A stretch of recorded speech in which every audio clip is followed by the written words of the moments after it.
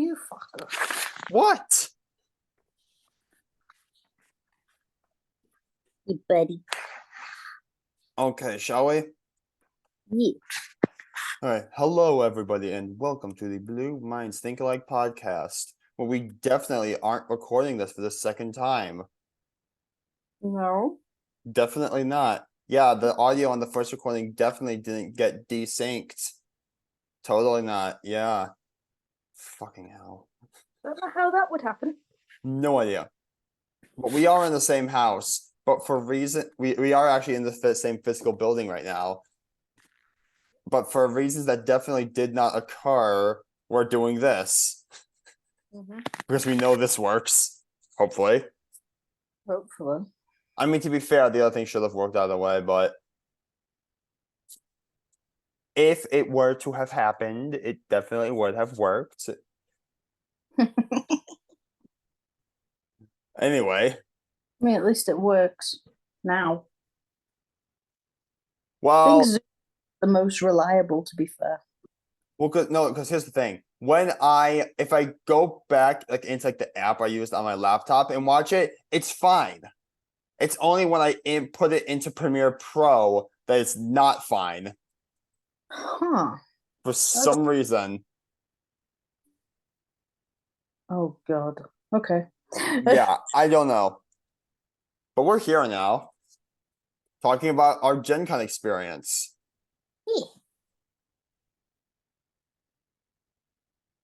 Gen Con was amazing. It was. So yeah, we're just gonna go probably day by day. Yeah. Over a timeline of sorts. But yeah, day 0 was the drive down there. So Lou on Tuesday the 1st had flown into Michigan, and then we had planned on Wednesday the 2nd at about noon to head out. It's like a 5-ish hour drive, five and a half to Indianapolis. Which I'm like, that's gonna be tough, but I'll make do. GPS decides just at random points add on time, which accounted for the extra 2 hours. So we started driving down. It was fine. Right, and then the only main thing of note was right after we crossed into Indiana, still had a couple hours or so left to go. We're like, okay, let's go get some food because it's about 8 p.m. We're both hungry. I need to stretch because my back hates me right now. So we're like, oh hey, the sign on the expressway said there's a Subway at the next exit. Awesome, I could go for a sub. So we get out. So I'm like, hey, get the directions to Subway into the GPS, and it worked. We get to the Subway.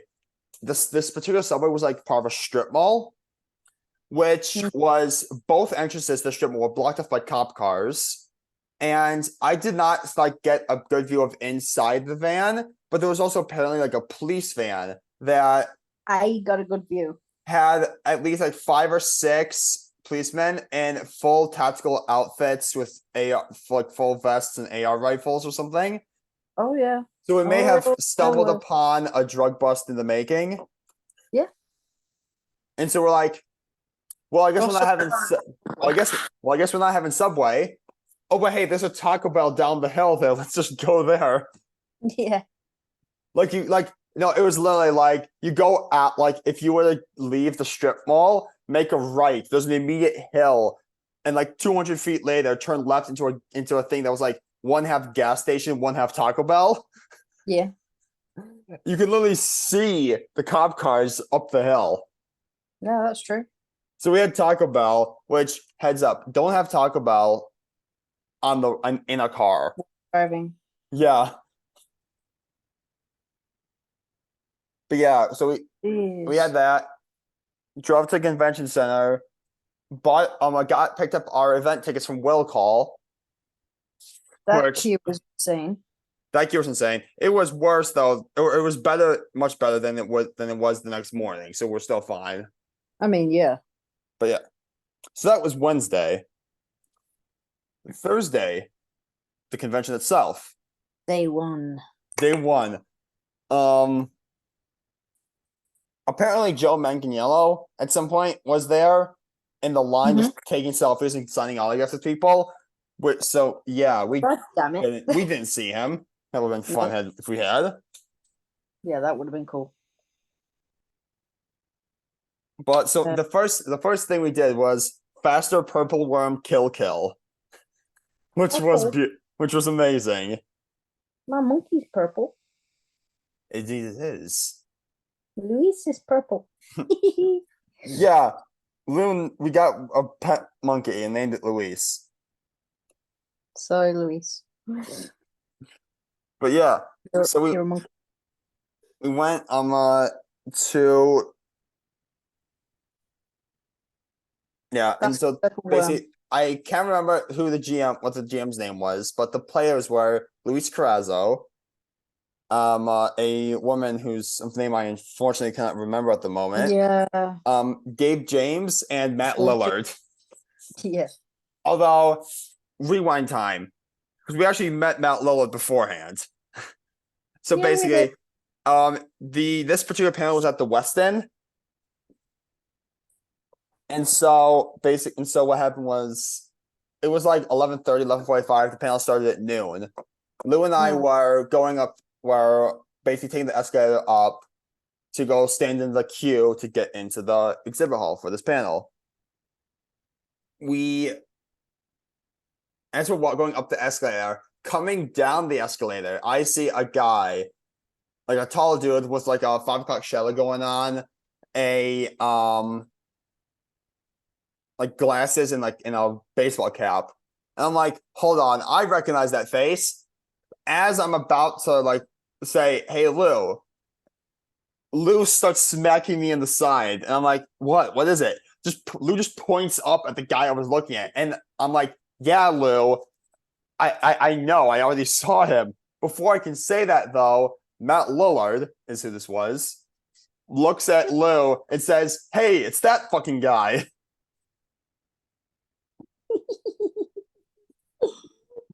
Yes. Yeah, that was fun. Definitely. But yeah. So that's how we met Matt Lillard. And then Faster Purple and Kill.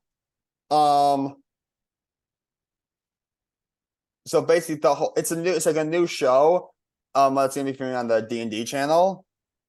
Mm-hmm. And basically the whole concept is of Faster Purple Worm Kill is that there's 4 first level adventurers, and they all are going up against some of the most powerful monsters in D&D, like the Tarrasque, Red Wizard. like the Red Wizard, a Lich, a Purple Worm. This particular thing was the party were all a bunch of dwarves, and they had to guard their sacred forge against the Red Wizard. So it started off with a messenger of the Red Wizard coming by saying, hey, my master will claim your forge in 1 hour. You have until then to leave or die. Yeah. Now, prior to the game starting, each player was like given a like secret info bit about their character. Mm-hmm. The audience was told, but the other players at the table were not. Luis's thing was his first enemy was killed at the forge.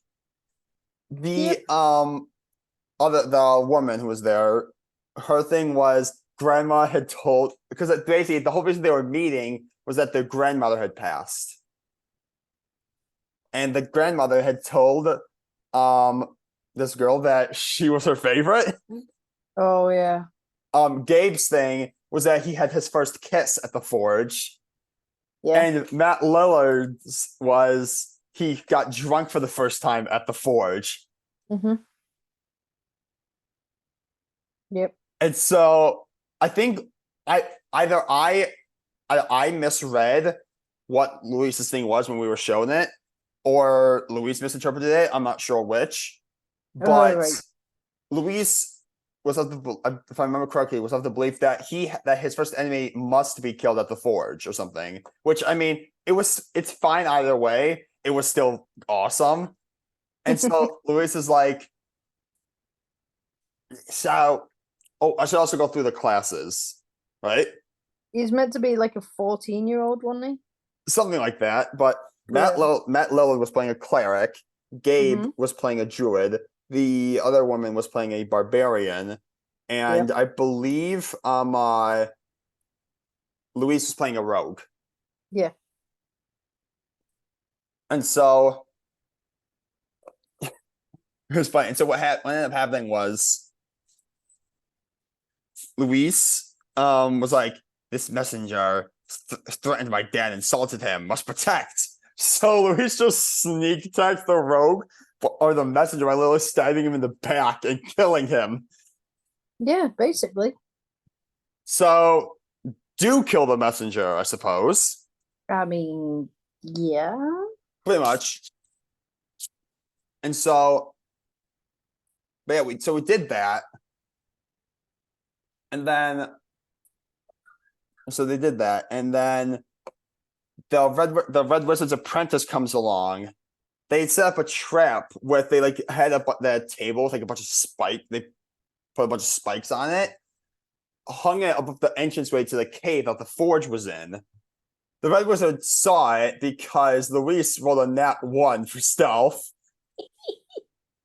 Yeah, they were rolling garbage. Yeah, Luis rolled a nat 1 for Well, stealth. Luis was rolling garbage. Yeah. Um, and then so that happened, but they actually ended up killing the apprentice. And then the Red Wizard herself came by. Mm-hmm. Now, each at like before the combat had started, the party had basically pleaded their god for aid, and the god responded by giving each player like a special power they could use. Yeah, like a boom. Like Luis's thing was if we were to be able to like make a song and sing it, he could grant the other party members bardic inspiration. Yeah. Even though he wasn't even a bard.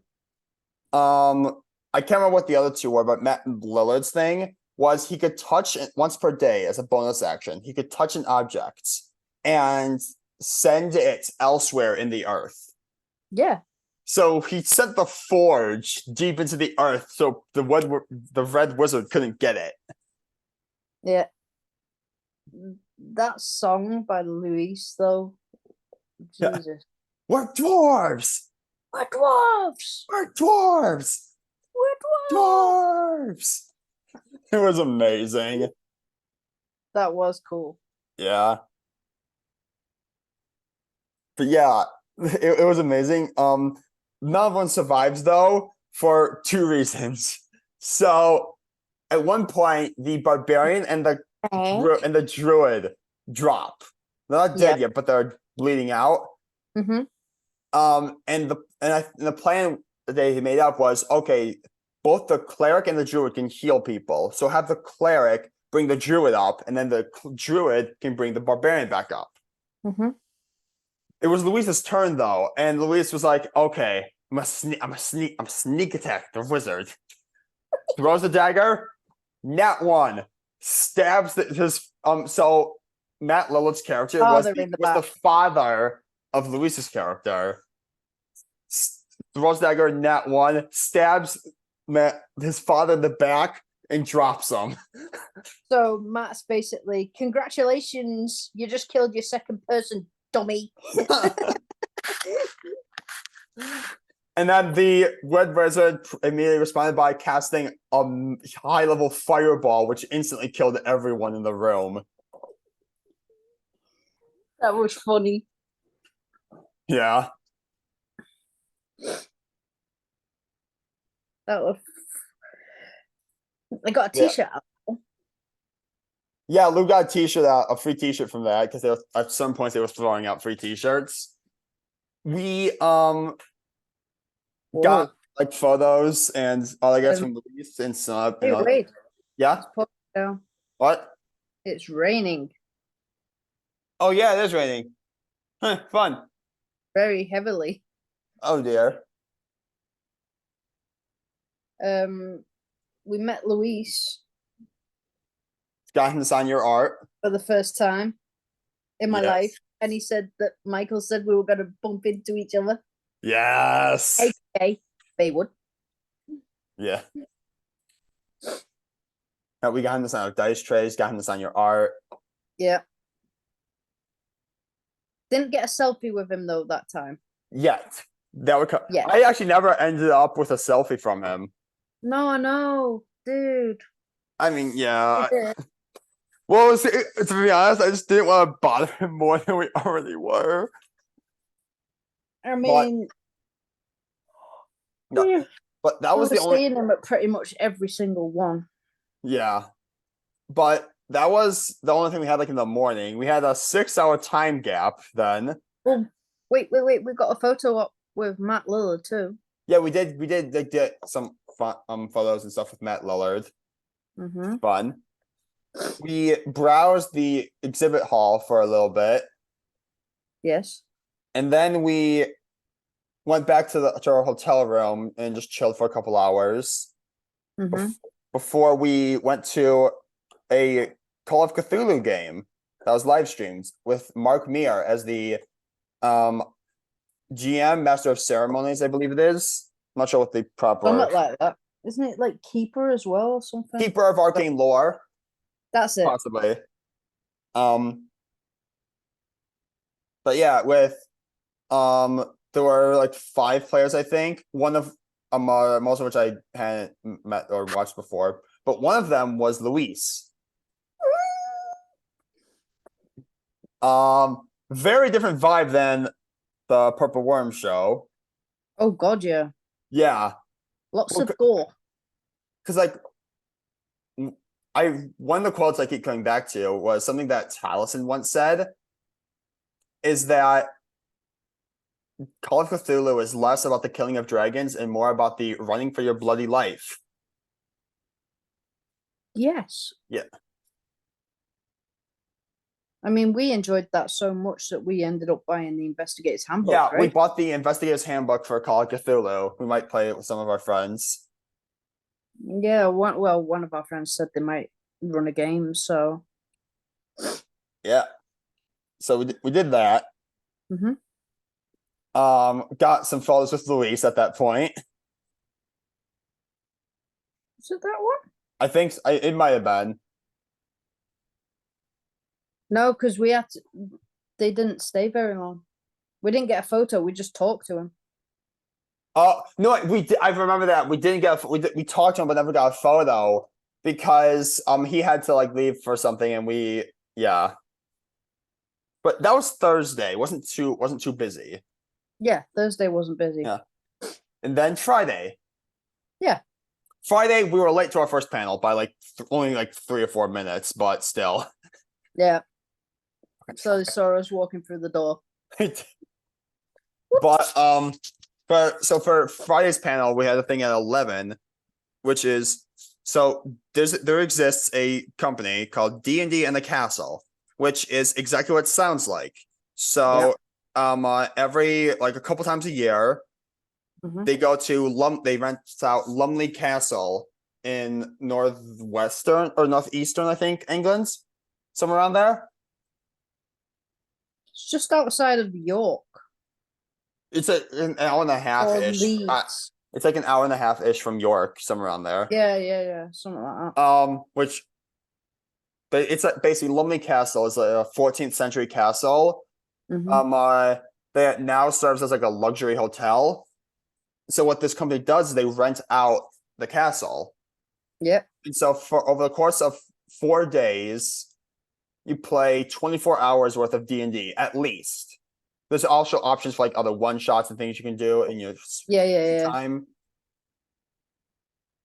But yeah, and so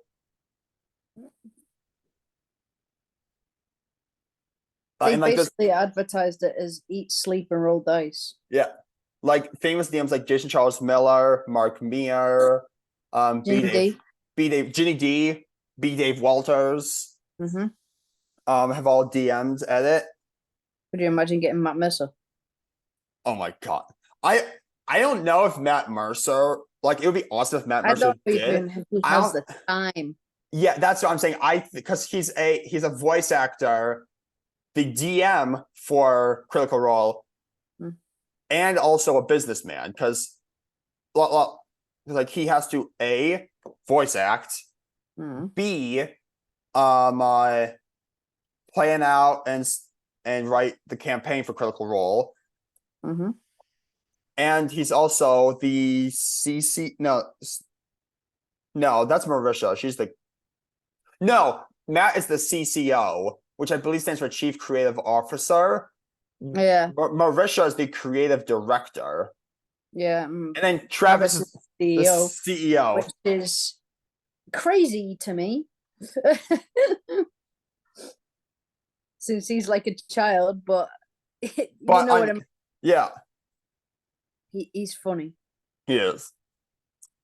But and so from 11 to noon, they had like an AMA panel.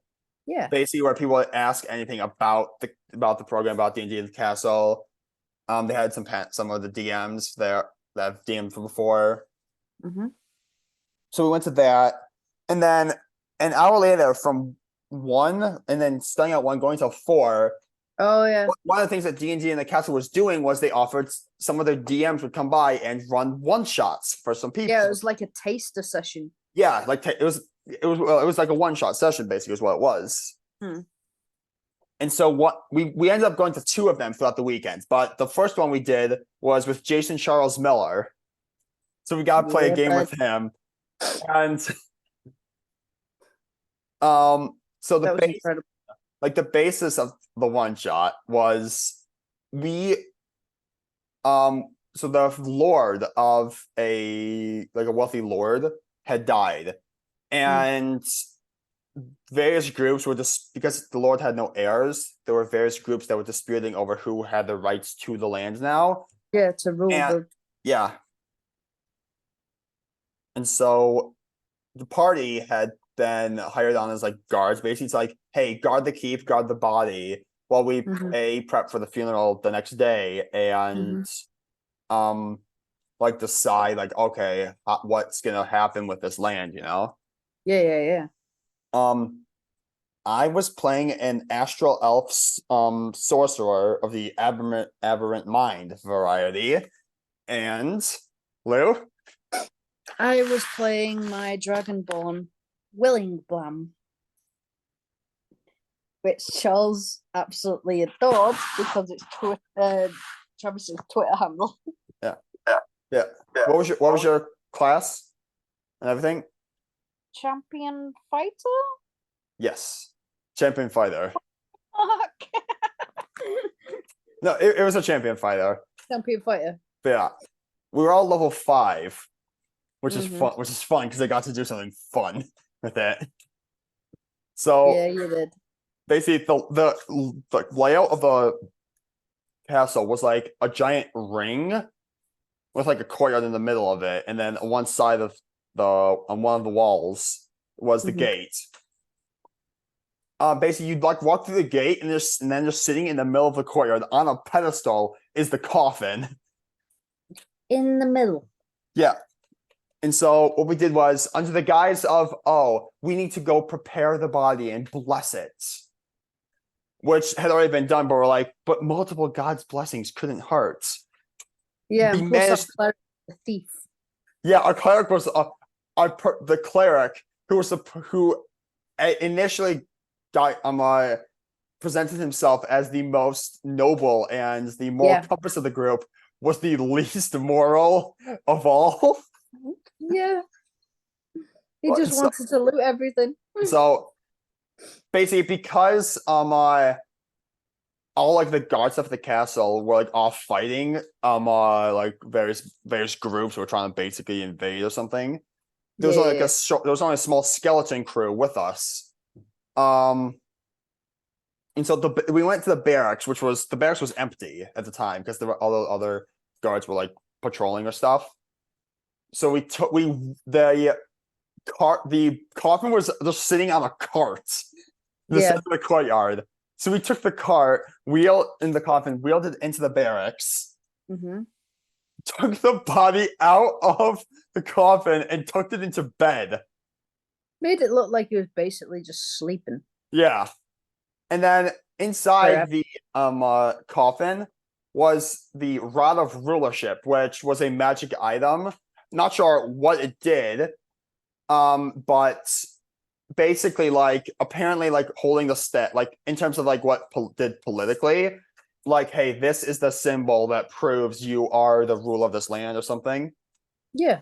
And so, like, okay, so we cut a hole in the mattress, not of the bed the guy was laying in, of a different bed, shoved the rod inside the mattress, and then mended the hole shut. Being an astral elf, one of the abilities I have is I can basically misty step without using a spell slot. So I formed a telepathic link with Lou's character and one of our other party members. Oh yeah. Which is another thing I can do, and hid inside the coffin.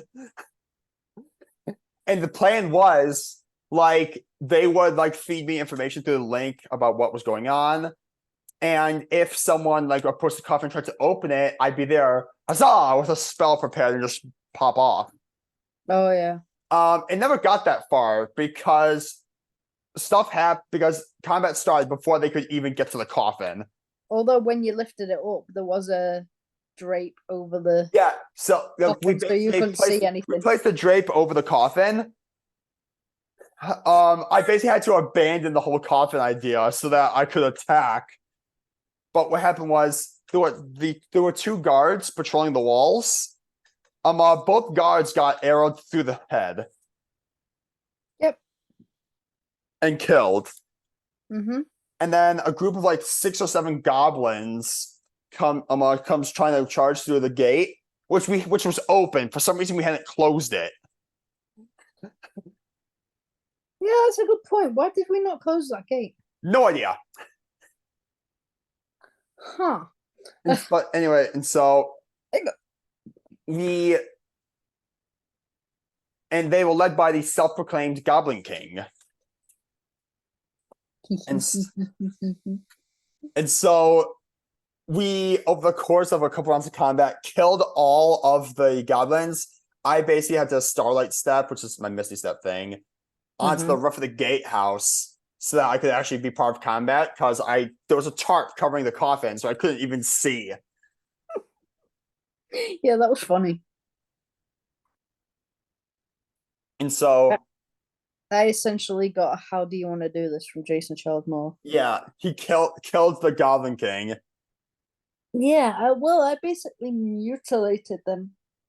I chopped off both his arms, then I went for both his legs, and then I went for his head. Yep. And Jason was just like, Okay. And then didn't expect that.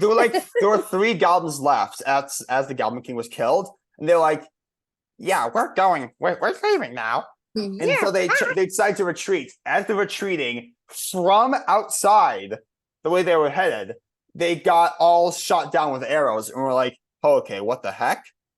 3 drow come walking up in like full armor.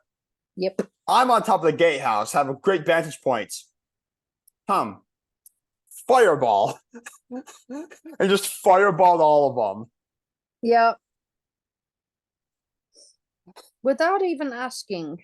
If they were were they friend or foe? Because they may very well have been backup. They ended up being enemies. Yeah. And so yeah, we basically killed them, and that was the end of the session. But it was very, very fun. Oh god, yeah, that was fun. Yeah. And then so that was everything we ended up doing on Friday. So we got pictures with Jason. Got pictures and autographs with Jason. Dice trays were signed. Dice trays were signed. We got dice trays signed by a lot of people. Yeah, I think we've got like 8 autographs on our dice trays. Something like it. Which is pretty cool. And then Saturday happened. Saturday was the busy day. Oh, that was insane that day. So also one of the things that while we're talking with like Jason Charles Miller, one of the things he mentioned was he was doing a live show of the Gax Pack, which is like a series of one-shots he runs with like Luke Gygax and some other people. They had a couple guests on, one of which was Travis McElroy. Yeah. And so they did that. But fast forward to Friday, or sorry, to Saturday. We woke up at 7:30 because the tickets for the Gax Pack we had to pick up from Will Call. Oh yeah. So we got there a bit early. It's before the line had a chance to get really bad. Which we still had to wait in line for a bit, but it wasn't too terrible. It wasn't that bad. Yeah. So we got our tickets for that. And then at 10 o'clock. Oh boy. This was the most chaotic thing I've ever seen. Yeah, 10 o'clock was the Oops, All Himbos panel with they had Omega Jones, aka Critical Bard, Kyle, I still can't remember his last name. Shire. Kyle Shire, one of the producers for Critical Role, Luis, and like a couple other people that I didn't recognize. Jesse Durdak. Oh yeah, that's right. I forgot. Jesse Jerdak was one of the players as well. And Danny the Himbo, it says. That's his Twitter, I think. Nice. But yeah, and so basically the whole thing, it was Oops, All Himbo. So basically it was a party of low intelligence, high strength characters. All of them were. Yeah. And the whole thing was they were traveling through a desert. Wasn't Luis's character an elf that moved in slow motion? Yeah, Luis is playing an elven bard. Everything he did was slow motion. Everything he did was in slightly slow motion. His hair was perpetually wet. Yep. So that way he could always go and like just shake water droplets from it. Yep. But yeah. And so we did that. And basically, so like they're traveling through the desert and they stumble upon this like mirage town. Oh yeah. That was filled with, I can't remember what they were called.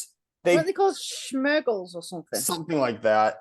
They were, imagine like a basketball, but make it a beach ball. That's the size of a basketball.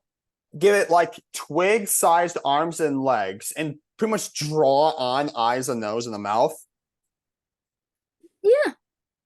Hello. That's how they talk. Please leave. But they were having a festival devoted to prosperity, happiness, and delight. I think it was. Yeah, it was. And they had a bunch of like fun party games going on. The first one that they did was like a hook the duck thing. Yeah, hook a duck.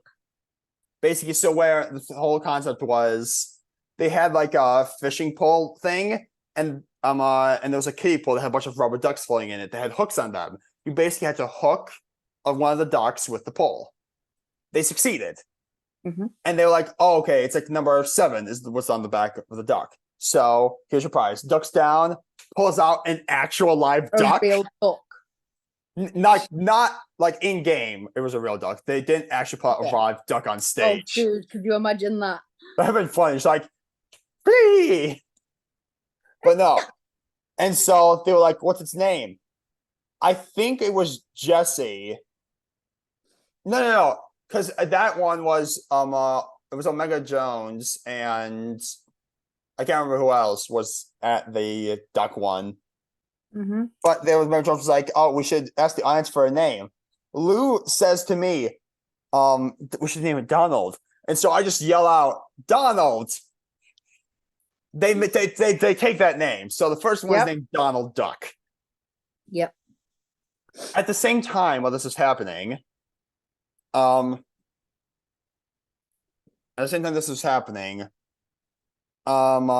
Shire is doing that thing where like you have the hammer and hit the platform with it and it sends the bell or the thing up to the top of the bell. Yeah. Now Kyle is playing a barbarian of the storm variety.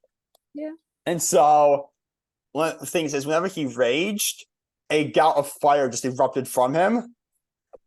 So he's like, I rage. A gout of fire erupted around him, catching people and buildings on fire.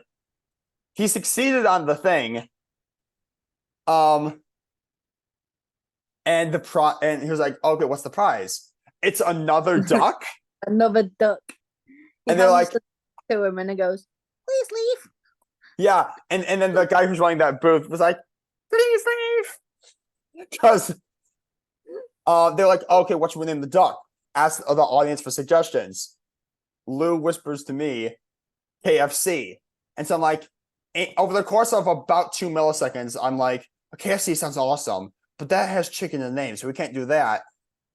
But I can get something close-ish. And so I shout out Colonel Sanders. And the DM is like, Colonel Sanders? I love it. So they went with, so now we have Donald and Colonel Sanders. Yeah, so they both took our names. We were just like, holy shit, yeah. This is awesome. At this point, a group of orc bikers come in. I say bikers. It was more of them riding bike frames, but it was a bunch of goblins that were. Wasn't it tricycles? It was like tricycles. Like tricycles, but instead of like wheels or something, it was a bunch of goblins running really fast, making engine noises. They were like just causing chaos in this happiness festival. They were promptly murdered by all the himbos. Yep. Yeah. And then Jesse Jaredak, one of the items he had was a cowbell. Yeah, because he was I'm sorry? He was celebrating. Yeah. And one of the cowbell had a thing where if you kill the creature with it, it would turn the creature's corpse into a T-bone steak. Yeah. And so he threw the cowbell at one of the Smurgles, and the thing was like, as this thing connects to the Smurgle, the Smurgle just goes, poof. Just like pops, and sitting in its place is a perfectly grilled T-bone steak. I'm just like, yeah, because Omega had that pet grill. Yeah, Omega. Had that pet grill. Yeah, Omega Jones was an artificer, and his servant was like a metallic dog whose back was a grill. At one point they dismembered one of the orcs. Oh yeah. It started cooking the arm. And so the joke was made that they're now cannibal himbos. Oh, so yeah. They were gonna make a sequel if we could. Basically the audience started chanting series. Someone further back, because we were in the front row, someone further back shouted 7 seasons in a movie. Yeah. It was amazing. And they all just burst out laughing. Yeah. So that's at the end of that one. That's when we got to meet them all. Yeah. We got the pictures with Luis, got pictures and all I got from Kyle. I got to show Kyle my Critical Role artwork. Yes. Which he said the guys are gonna absolutely love it. And it made my freaking day. But I had no idea like that was Kyle from Critical Role at first. And I was like, I've seen this guy before. Where have I seen him before? Oh, hey, that's who he is. And then somebody next to us said, he's the producer of Critical Role. And I just went, yeah. So I got a photo with him, got a photo with Luis, finally. And the GM. Yes. Because I absolutely loved his t-shirt. It was, yeah. Do you remember what it said? Protect trans people. Protect all trans, yeah. Nice. And I was just like, this is amazing. Can I have a photo with you, please? I love you. Yeah. So we had that. And then after that was Gods of Metal Ragnarok, Mm-hmm. which is a new RPG system designed by Ivan Van Norman. Mm-hmm. So Ivan Van Norman was the GM. Luis was a player. Again. Again, Brendan Lee Mulligan was a player. Yeah. Yeah. They were all dressed up though, like proper rock and roll Yeah. gods. Like Luis had these like a massive blue thing across his Like eye, a blue like lightning a bolt lightning tattoo bolt. on his eye. Whoa. Yeah, He had like mascara yeah. on and everything. Yeah, Like, Ivan was the GM. It uses like the game uses like a D4 system where yeah. there is no such thing as failure. It's just if you don't roll high enough, it doesn't look cool when doing it. Mm-hmm. Because there Um, was things as tributes, so they were handing out little. Basically, like if you did It was certain like little things, weird little gemstones. they were if you did like certain things, basically, then you could add like I forgot what they called. They weren't. It wasn't tribute dice. Was it not tribute? Dedication dice. That's Dedication. it. They were called Dedication. they were called dedications. Where basically, like if you like failed in a certain way or succeeded in a certain way, you could add a dedication, which is basically like an extra die that anyone can add to one of their rolls. Mm-hmm. Um, it started off basically what they had to do was they were hired to get like this magic key, which would unlock the prison that the dragon god was in. It would bring about pretty much the end of the world. Yeah. Which is something they actually wanted to do because it would look awesome. And for some reason or somehow it landed on the side of a mountain. Yeah, it landed like on the side, like an outcropping on the side of what is effectively the Grand Canyon times 10. Yeah, it was like abyss, wasn't it, or something? Yeah, Brennan decides to jump off the cliff, fails the roll, lands in a puddle of his own urine. Yeah. Because they had all peed off the side of a bridge. Because they thought it was cool. Yeah. They had Brennan had a sentient talking red Camaro. That was an amazing car. Yeah. And so basically they make it to the side of the mountain or down the cliff. And Brennan hops in the Camaro and is trying to drive it up the cliff to get to the key. He fails the roll. And so it doesn't, like I said, there's no such thing as failure. There's only such a thing as not looking cool. So Brennan succeeded in getting the key.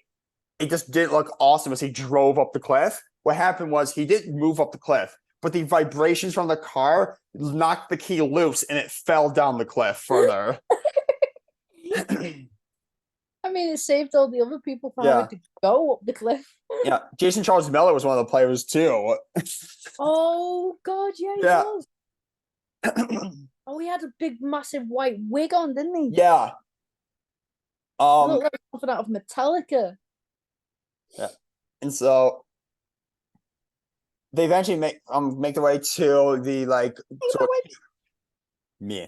So it came inside the mountain where this rift into the abyss was that the dragon was in. And they basically free the dragon. Because now they have the key. They free the dragon.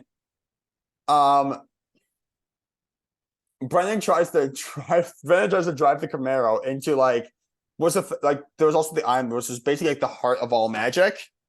Yeah. Brennan drives the Camaro into it and destroys it. Yeah. The actual dragon is basically killing them. So they climb inside its open chest cavity, destroy its actual heart, and kill it. Yeah, because Brendan's getting told, destroy, destroy, destroy. Yeah. Apparently, Brennan was the chosen one of a prophecy. Yeah, that's it. I do want to have a look at that. Actually, I want to. Is there a role? Is there a book? I don't know. I think it's like in progress being made. Yeah, I think it's like not pre-order, but something Kickstarter maybe. It might be, yeah. I'll have to have a look at that because I'll pledge something to that. Yeah. See if I get anything from it. And so basically, anyway, they did that. And Mhm. that it was the most confusing one shot, but also it was amazing at the same time. Yeah. Dude, we were hoping to meet Brennan after that, but he just But went. yeah, Brendan What? Brendan just like left. He bolted out that studio. Well, yeah. He was probably getting ready for The next thing, yeah. that D&D big Live. thing. Yeah. So what was our next thing after that? We went to the show floor and met Ginny D. Yeah, we did. Got some autographs, bought some dice, got some photos. I only know her because she cosplayed Jester in that In the crick with in the Laura. in that Yeah, advert, Laura, it was which is fun. pretty freaking cool. But yeah. So all right. And then at about 8 o'clock, we had the Gax pack. Yes, we did. We did have to leave though after at about like 9:45. Because Yeah. so one of the things we had wanted to go to was a giant size adventure, which was Brennan DMing for Gabe James, Luis, Erica Yeah. Ishii, and and a couple other people. And it was at the like Indiana Rough Ballroom, which is like just down the street from the convention center. Yeah, It was exactly. the tickets sold out before the guest list was even announced. Yeah, we had no idea about it. Yeah. So we weren't able to get tickets to it. But we're like, but Eric was like, hey, might do some sort of meetup after. And so we're like, okay, it will most likely be near the area that the thing is at. So it's end at 10. Okay, 9:45. Let's head over this. We had to fortunately leave Gax back early. It was a very fun show. Travis McElroy's character in that. Dude, Jason's got a set of pipes on him. He does. Jason also is a very, very good singer. Which we might be able to show. We'll Kind see. of. Possibly. But I'll need to send. and so we did that. As we're like waiting for 10 o'clock to come around, people started coming out because the show's ended. Luis, Gabe, and Brennan all walk out of the entrance at the same time. They all kind of start walking down the street. Someone, like there were a couple other people that were waiting with us. So someone shouted, like we're saying hi to like Brennan and Gabe. Someone shouts, "We're dwarves!" Luis turns around, "We're dwarves!" We're dwarves! And literally we shout it back, and like people in the street are just like, What huh? the hell? What the fuck? But yeah. And then So what's the entire reason we wanted to meet Erica, Wade? I mean, because like one of the things we want to do is like get like all our get Critical Role and all our favorite D&D personalities to sign out dice trays, and get photos. But also, the reason that we were 3 hours late on Wednesday leaving was because we had to finish a print.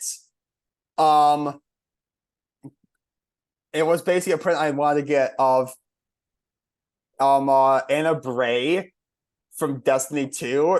In that cutscene where Rasputin sacrifices himself. Because Erica is the voice of Anna Bray. Yep. And Destiny being one of my favorite games, I'm like, this is this whole cutscene was my favorite I've ever seen in the game. I gotta get Erica to sign it. We ended up waiting. There were a couple other people that we met there that we made friends with. Yeah, they were well cool. Yeah. That we were chatting with. And then at one point to London. Yeah. It's like 11:15 at this point. The thing's been over the show had ended for over an hour ago. Mm-hmm. We were talking about how it was getting kind of hot outside. And I'm like, I walk in, okay, yeah, that's air conditioned. But no, the coolest part is when you're just outside sitting on like there's a carpet just outside. When you're sitting on this carpet, because it had one of those air currents that prevents like bugs from flying in. So like if you're Mhm. staying right here, the air current's blowing on you. As I'm saying this, I'm like facing away from the thing, but out of the corner of my eye, I see the elevator doors open. Someone walks out, no idea who it is. Another person walks out, no idea who it is. Someone walks out, their back is like to me, but I'm like, okay, it's good. It was clearly like a feminine form. Mm. And I'm like, it looked to be like an Asian or darker, slightly darker skin tone, which didn't say much because like 50 people, like 50,000 people we've seen this so far the weekend could fit those descriptions. But I'm like, I recognize that outfit. And I mean, yeah. yeah, and I'm just like, and just casually, I'm out loud, I'm like, oh hey, there's Erica. Just out of the blue, just out of the blue, I'm like, oh hey, there's Erica. And No then and way. and then like a half second goes by, and internally I'm like, oh shit, that's Erica. And then you turned around and quickly walked to me. Pretty much, yeah. And so yeah, so Erica comes out. We get photos, we get pictures. I get them to sign the artwork. Which they may or may not have cried at. Yes. We had actually printed out 2 copies of it, one to give them as a gift, and one to like have them sign that I could keep. Yeah, it was fun. That was amazing, dude. Yeah, that was the longest day of the whole weekend because we had left the hotel room that day at like 8:30 that morning and didn't get back until 11:30, 11:45. No, it was 7:30. We woke up at 7:30. Oh, we woke up at 7:30. Yeah.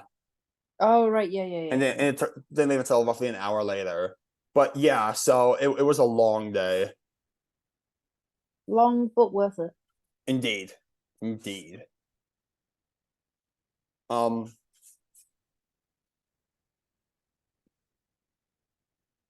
So but yeah. Sunday. And Sunday, We only had like 2 things, didn't we? yes. So Sunday at noon, we had our second of our 2 games by way of D&D in the Castle, which was a one-shot deemed by Mark Meir. Commander Shepard. Playing D&D with Commander Shepard. That's insane.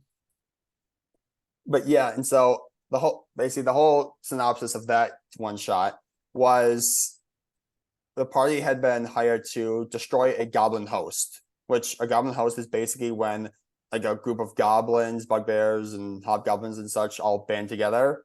Mm-hmm. And we were basically like, okay, destroy this goblin host and make it like disband and disperse. I still can't remember his name. Grosdon? That's it. Something Grosdon. Grosdon was the leader.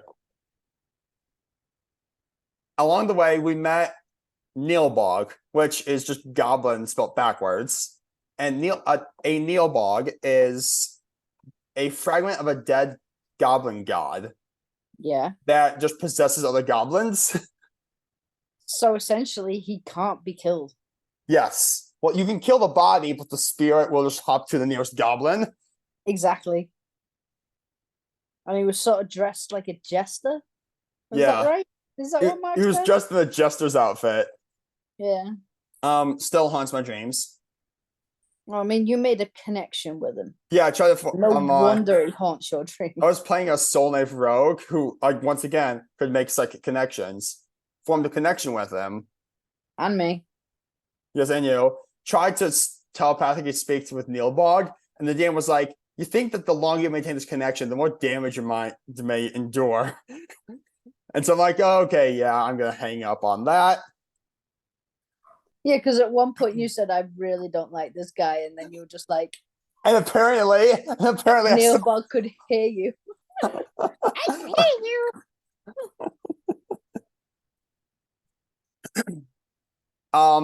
At one point, I'm like, before we left, I was like, hey, I have a flask of oil. Can I just take like a random piece of cloth and make a Molotov?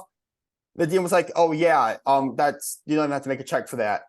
And then the butler guy we were talking to who hired us Literally opens opened a the cupboard. cabinet. There's 6 more Molotovs in there. And I'm like, Mhm. awesome. I'll just take all 6 of these. And I now have 6 plus the one I had, so I have 7 total. Yeah, and you handed them to me. Because I did not trust my dice to not accidentally blow ourselves up. Yeah, Yeah. true. Fast forward to we get to like the layer where the host is. Mm. Um and well, actually no, sorry. Fast forward to the first combat, which was a bunch of goblins that were riding wolves. And we did this combo where Lou was playing an order cleric. Yeah. And order clerics have an ability where if they cast a leveled spell and target an ally with it, that ally can immediately use their reaction to make a weapon attack. So what Lou did was there were also some archers in the trees. So it was like, do you want to describe or should I? I mean, you can describe. All right. So You're better at this yeah, kind of by way of feat, Lou had the spell Magic Missile. So Lou was like, okay, sweet. One at first level, Magic Missile sends 3 missiles. One of them is going for this archer in the tree. The second one is going for this archer in the tree. The third one is going to me. The third one is going to my sister. Yeah, because our characters in this one shot were twins. Mason. Yeah. And so Mark Devine was like, okay, that's an interesting tactic. Yeah, essentially we broke Mark with Yeah. that one. And so basically we do the thing, deal damage for the first 2 goblins. Now I don't think either of them died from it though. No, I think I knocked one out of the tree. You actually no, yeah, you knocked it out of the tree and it died. Yeah, I remember Yeah, that. he died on impact. Yeah. And so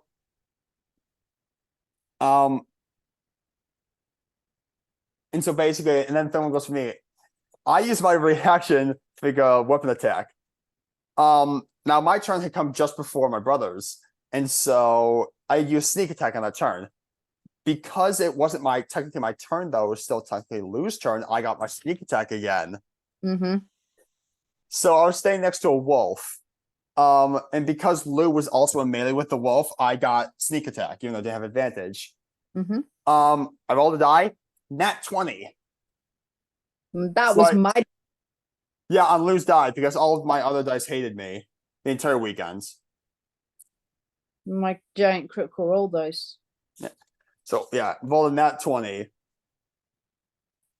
This wolf had already been damaged. We were level 4. I ended up dealing like 36 damage, I think it was. And the wolf just popped into basically blood powder. But yeah. Because you basically distracted our sorcerer. Because then he rolled basically like dog shit. Yeah. So he missed. It went, oh, because you've got blood in my eyes. But yeah. And then fast forward to we're actually at the cave where the goblin host is. Mm-hmm. I managed to not botch my stealth roll. And the amount of miniatures that Mark just starts placing in this giant cavern.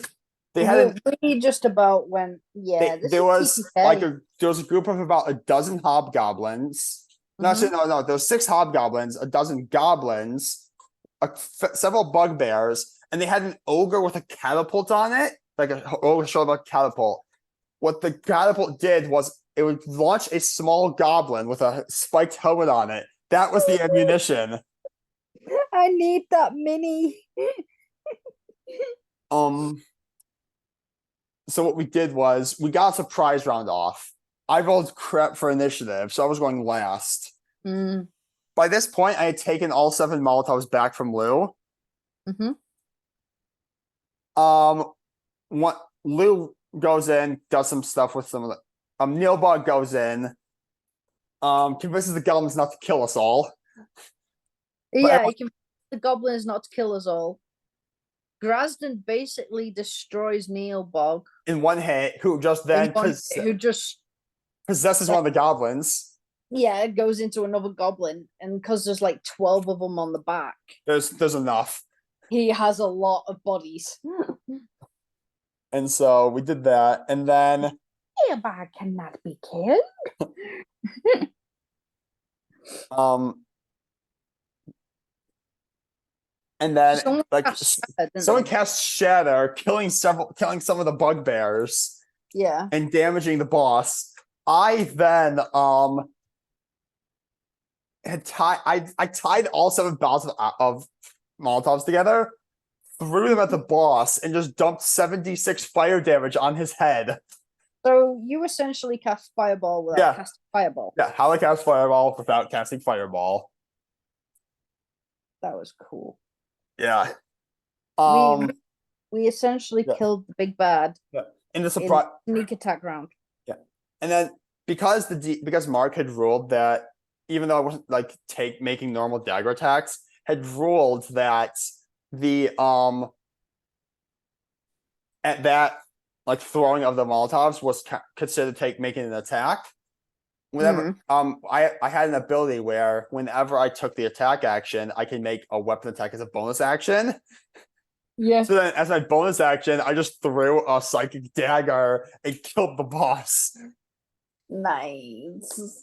So we killed him in the surprise rounds. Oh yeah, we did. Yeah, we did that. And then the last thing we actually did was we went back to Confluent to make D&D shorts. Who's another D&D YouTuber I like. Met him, bought dice, autographs, and photos. And yeah, it was fun. Yeah, hell yeah. Fun. Yeah. That would be amazing though. I want to do it again. Same. Plus, Travis was walking around incognito. Yeah, apparently Travis and Matt were both at the con incognito. He had a mask on. He was wearing a polo shirt.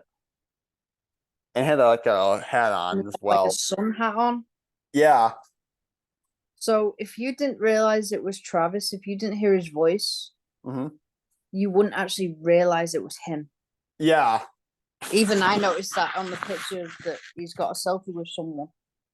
Because he like, stopped then. Yeah, because they were in cosplay. They were in Lord and cosplay.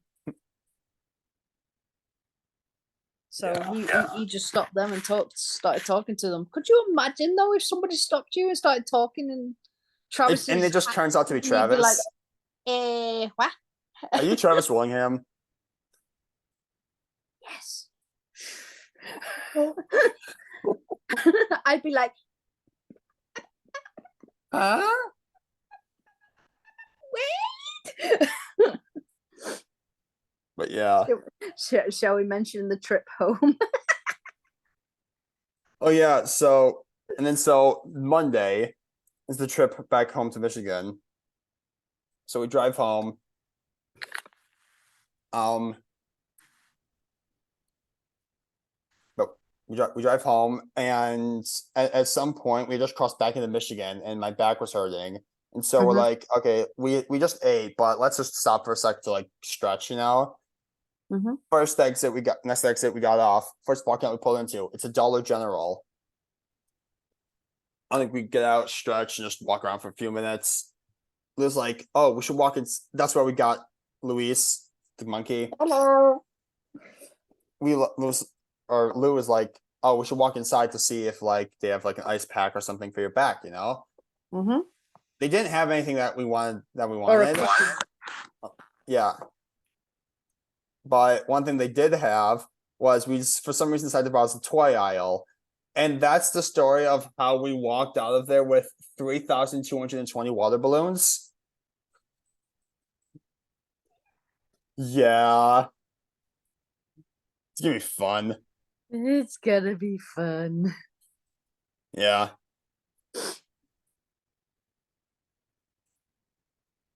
I can't wait. But yeah, but that was our Gen Con experience. Yeah, let us know if you were at Gen Con Yeah, we or were.